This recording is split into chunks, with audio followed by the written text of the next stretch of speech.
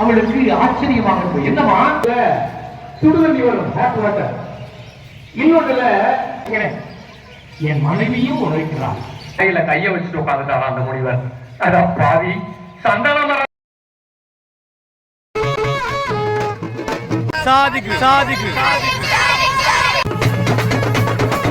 Dear friends, இது சாதுகுரு.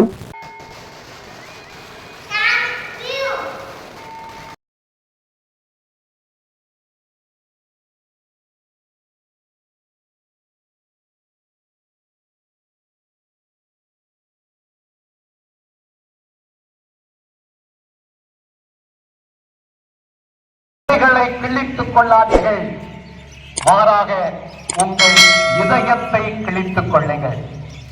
இந்த சிந்தனையோடு 3 சிந்தனைகளை உங்களோடு பகிர்ந்து கொள்ள விரும்புகிறேன். முடிவு ஒவ்வொருவருடையதும். மெக்சிகோ நகரிலே ஒரு அற்புதமான நிகழ்வு நடந்து கொண்டிருக்கலாம். ஒரே இடத்துல 2 விதமான நீரூற்றுக்கள், ஒன்றுல சுடுதண்ணி வரும் ஹாட் வாட்டர், இன்னொன்றுல குளிர்நீர் வரும் கோல்ட் வாட்டர்.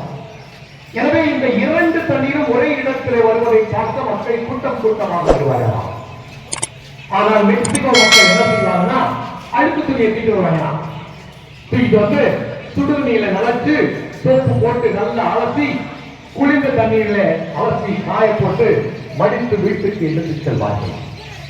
இப்படி அங்கே வேடிக்கை பார்க்க வந்த அமெரிக்க நாட்டு பெண் ஒருத்தி சுவைத்துக் கொண்டிருந்த அந்த மெக்சிகோ பெண்ணை பார்த்து, அம்மா, கடவுள் உங்களுக்கு இவ்வளவு விதமான ஆசையை தந்திருக்கிறாரே, உங்களுக்கு பெருமை இல்லையா, நன்றியை சொல்லவில்லையா கடவுளுக்கு அப்படின்னு சொல்லல. அவன் சொன்னான் அப்படின்னா அவளுக்கு ஆச்சரியமாக இருக்கும். என்னமா, இவ்வளவு அருமையான நிகழ்வு நடந்து கொண்டிருக்கிறது, இதை உங்களால் பாராட்ட முடியவில்லையா அப்படிங்கிற. ஏன் என்று கேட்டாரா, சுடுதண்ணியை கொடுத்த கடவுள், குடும்பநீரை கொடுத்த கடவுள் இந்த பக்கம் சோப்பு ஒரு மலை மாதிரி கட்டியிருக்க கூடாதா அப்படின்னா. முதல் சிந்தனை. ஒரு விறகு வெட்டி ஒருத்தன் காட்டிலே வாழ்ந்து வந்தார். அவன் ஒவ்வொரு நாளும் காட்டுக்குள்ளே சென்று மரத்தை வெட்டி தன் மனைவியிடம் கொடுக்க அவள் அந்த மரத்தை கரியாக்கி ஊரில் சென்று விற்று அதை வைத்து அவர்கள் பிழைப்பு நடத்தி கொண்டிருந்தார்கள். வாழ்வில எதையுமே சாதிக்க முடியவில்லை, வறுமை காண்டவமாகிறது. எனவே ஒரு நாள் நொந்து கொண்டு தன்னுடைய வாழ்க்கையை நொந்து கொண்டு அமர்ந்திருந்தார். அந்த பக்கமா ஒரு முனிவர் வந்தாரா, தம்பி ஏன் இவ்வளவு சோகமாக இருக்கிறாய் அப்படின்னு கேட்டார். ஐயா, காலையிலிருந்து மாலை வரை மாடு மாறி உழைக்கிறேன், என் மனைவியும் உழைக்கிறார், எங்கள் வாழ்க்கையிலே நிறைவுறுவை இருக்கிறதும் அவனே இறக்கப்பட்டு, தம்பி உனக்கு வாழ்வு காட்டுகிறேன், இந்த காட்டுக்குள்ள நேரா போ, வலது பக்கம் திரும்ப, திரும்பி நேரா போ, இடது பக்கம் திரும்ப, திரும்பி நேரா போ, வலது பக்கம் திரும்பி இடது பக்கம் போ, அங்கே ஒரு பெரிய காடு இருக்கும், பிழைத்துக் கொள் என்று திரும்ப. 2 வருஷம் கழித்து இந்த முனிவர் திரும்பி வருகிறார். எப்படி வர்றார்? கற்பனையோடு வர்றார்.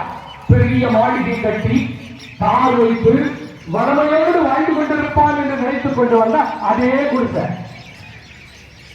அவன் மனைவி கறி போட்டுக் கொண்டிருந்தாள். எங்கே அந்த விறகு வெட்டி என்று கேட்டார். ஏதோ அங்க உட்கார்ந்து தலையில கை வச்சுட்டு சொன்னான். தம்பி ஏனவா உன் வாழ்க்கையிலே வளமை வரவில்லையா அப்படின்னு கேட்டார். ஏயா, நீங்க சொன்ன மாதிரி காட்டுல நேரா போனேன், வலது பக்கம் திரும்பினேன், திரும்பி நேரா போனேன், இடது பக்கம் திரும்பினேன், திரும்பி நேரா போனேன், வலது பக்கம் இடது பக்கம் போனேன், அங்கிருக்க மரத்தை வெட்டி கொண்டு வந்து என் மனைவியிடம் கொடுத்தேன், அவளும் கரியாக்கினாள், வீட்டுல ஊர்ல கொண்டு வித்தா, நாங்க கஷ்டப்பட்டுக்கிட்டே இருக்கிறோம். தலையில கைய வச்சுட்டு உட்காந்துட்டாரா அந்த முனிவர். அதான் பாவி, சந்தன மரத்தை எவனாவது கறி போட்டு விற்பானா? இப்படி சந்தன மரத்தை கரியாக்கி உன் வாழ்வை கரியாக்கி விட்டாயே என்று சொன்னார். 2வது சிந்தனை. ஒரு மலையடிவாரத்திலே முனிவர் ஒருவர் வாழ்ந்து வந்தார். கடவுளுக்கு உகந்தவராக வாழ்ந்து வந்தார். இவ்வாறு அவர் வாழ்ந்து வருகையிலே அவருக்கு திடீரென ஒரு யோசனை வந்தது.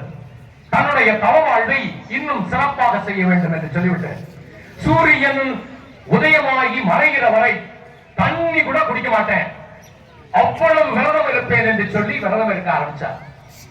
கடவுள் இதை பார்த்து ரொம்ப மகிழ்ச்சி கொண்டார். என் மகனை பாருங்கள், இவ்வளவு தவம் செய்து தன்னையே வருத்திக் கொள்கிறான் என்று சொல்லி அவனை பாராட்டும் விதமாக பகல் நேரத்தில் வானத்திலே ஒரு விண்மீன் தோன்றியதாம். அவ்வளவுதான்.